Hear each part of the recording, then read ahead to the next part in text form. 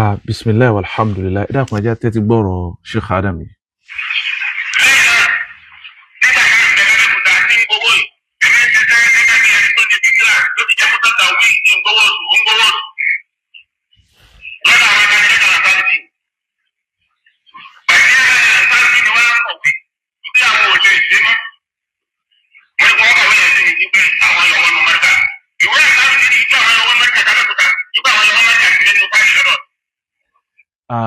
Nítorí pé máa kọ́mẹ̀ntì kankan lórí ọ̀rọ̀ yìí, mo fi Ọlọ́run ọba lè kí ọ lásìpèsè.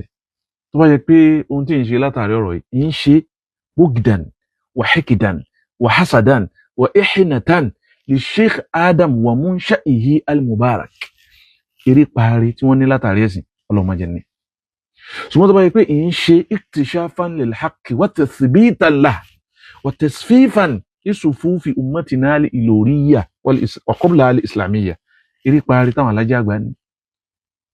eré parí Sheikh Adam ní àtàwọn ẹni rí yòókù lọ́dàkùn jẹ́ ní àtàrọ́mọdọ́mọ mi hatta yushara ilayhi bil banan.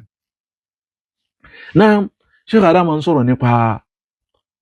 owó àwọn gbowó àbálẹ́lẹ̀ ògbó kí ni wọ́n wí ń bẹ́. Sheikh Adam ló ní fíkra wọ́n ń ṣiṣẹ́ lọ́ndà Ansarudeen as Arabic teacher àwọn náà mú fíkra wá ṣùgbọ́n pé wọ́n mú fíkra wá Sheikh Adam nínú kíṣẹ́ tí mi ta play wọ́n tọrọ additional owó Ansarudeen ní ara so àwọn bàbá léèlá tí wọ́n kó wá tí wọ́n kọ́ wọn bẹ̀ ní Ansarudeen ní sanwó fún gẹ́gẹ́ bí ipá àwọn náà títà làwọn náà so owó tilé kéwú táwọn tọrọ òun tí àwọn wá òun ni wọ́n fún wọn òun tí Sheikh Adam sọ nìyẹn wọ́n ń gbowó as Arabic teacher náà èyí òun kí òun dúró lẹ́gbẹ̀ẹ́ kan Ansarudeen gẹ́gẹ́ bí Sheikh Adam ṣe ní tí wọ́n ṣe wí àwọn ni wọ́n ní mọ́ríkàsì nípìnlẹ̀ Sheikh Adam ló wí so létà ńgbà tí wọ́n láwọn ò lè ṣe mọ́ Sheikh Adam ló ti di tàwọn wọ́n láwọn sì ní kí wọ́n kọ lẹ́tà wọ́n kọ pẹ̀tọ̀ ayọ̀wọ́ mẹ́ wọ́n padà wá fẹ́ gbà bóyá wà tán ní pé mọ́ríkàsì ń gbèrú Allahu alam Sheikh Adam ní ẹtìlẹ́ ẹgbà ìwé tẹ́ ẹ̀kọ́ lélẹ́yìí kó kéré ẹ̀ báwọn náà ẹlẹ́ẹ̀kejì táwọn ọmọ dandan yìí ń wí àwọn ọmọ aláìtún nítumọ̀ yìí ìlú yìí ni ẹ kọjú sí ẹ fi lọ ní lọ́kàn balẹ̀ kí lọ́kàn yín kí la fẹ́ gbà gbogbo eléyìí ṣùgbọ́n ńgbà tí gẹ́gẹ́ bí àfa kan ṣe sọ ni walau alif bani khalifahum hadimun kafafa kayfa bi bani khalifahum alifu hadimi tẹ́ ń wo gbogbo táwọn àgbàlagbà ti ṣe eléyìí ń bá wọn kí yín ọlọ kàn yín pé owó tí wọ́n ń sọ kò ṣe dúró ẹlẹ́ẹ̀kejì àwọn ọmọ kan sọ pé abalẹ̀ ìlà Sheikh Adam wí lójú wọn kí ló dé tí wọn ò tako ṣé bẹ́ẹ̀ ni ẹja gbọ́ látẹnu Sheikh Adam fún ara wọn pé wọn ò tako ẹyà ọ̀lànà.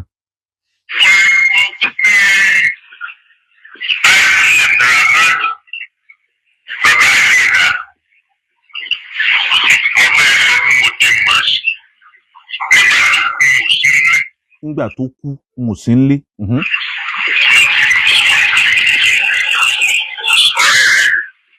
Ọ̀rẹ́ mi.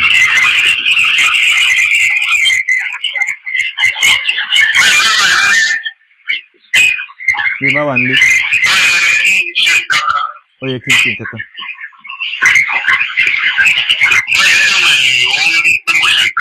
Sọ ẹ káwọn èèyàn orí pé kò sí nǹkan. Sọ ẹ kọ́lọ́run ó mọ̀ pé mo ṣe nǹkan kan.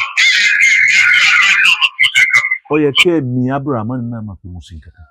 tí ń túmọ̀ pé bàbá yìí ò sí láyé mọ́ wọ́n tó máa sọ gbogbo àwọn ọ̀rọ̀ tí wọ́n ń sọ yìí táàzí àmọ̀rọ̀pọ̀ ń fọ̀rọ̀ náà sọ tó sì dà bẹ́ẹ̀ sọkọlọ́n bá kẹ́ gbogbo wọn ẹ jẹ́ á fi gbogbo ohun tí ò ní túmọ̀ lẹ̀ èèyàn kọ́ èèyàn fún odidi ọdún mẹ́ta ó lé àbí odidi ọdún mẹ́rin so ẹ wá ní kìnnìkan kàkẹ́ ẹ̀yàn ọmọ ní báyìí kì í ṣe Sheikh Adam ẹ̀wọ̀n parí wọn ti gbá wọn sáwó ọdún mẹ́ta làwọn fi ń parí kéwú láti gbà tí tábìlì àdábì ti dé ọdún mẹ́ta ọdún mẹ́rin náà wọ́n fi kọ́ àwọn ọmọ àwọn méjèèjì nígbà tí wọ́n wá di markaz tó di tàwọn méjèèjì tí wọ́n jọ wà lágége wọ́n jọ ń pín ní 50-50 ní Sheikh Adam lórí bẹ́ẹ̀ abẹ́ tó fẹ́ gbọ́yìn náà ọ̀dẹ̀ sáré gbọ́.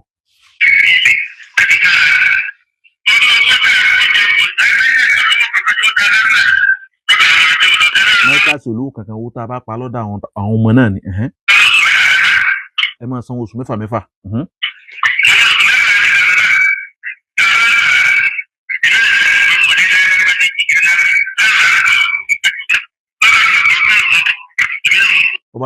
ọgbọ̀n pọ́n àpín ní ọgbọ̀n pọ́n wọgbà èmi náà mọ ọgbọ̀n pọ́n bọ́rọ̀ ṣe rí eléyìí kí ni tẹ́ ń dààmú gbogbo ayé sí àwọn kan wọ́n kọ́kọ́ ọdún 4 ọdún 3 àbọ̀ ẹ̀yin kọ́ àwọn nǹkan lọ́dún kan ẹ̀ ń kílèmù ẹ̀ tó èwo lélẹ́yìí má lakum kayfa tahkumun àtàwọn Sheikh Adam àtàwọn alájà àpàtì babalẹ̀ láti gbogbo wọn tí wọ́n ti lọ lọ́nà bá wa kẹ́ wọn. Assalamu alaikum.